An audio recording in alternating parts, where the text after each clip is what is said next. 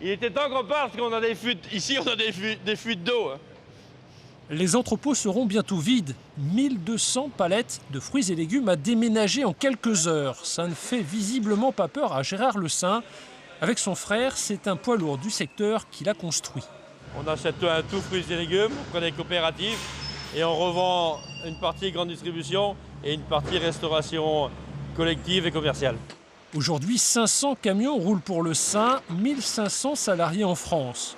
Si l'entreprise quitte Bourg-Blanc, c'est parce que les locaux sont devenus trop petits. On est loin du temps où le fondateur du groupe, Louis Le Saint, alors paysan, se lançait dans le négoce de légumes.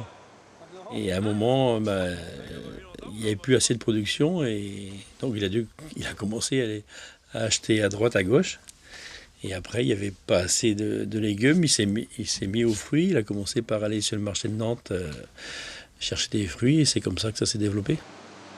60 ans plus tard, Louis Le Saint arpente encore les entrepôts, fier de la réussite et de l'esprit que l'entreprise a su conserver.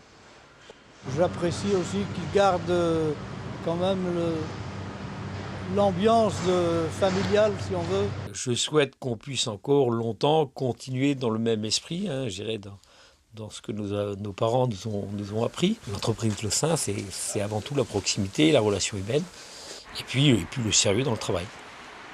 En s'installant à l'entrée de Brest sur un site 2 fois plus grand, les frères Le Saint vont devoir relever un pari, grandir et se moderniser sans tourner le dos à leurs valeurs.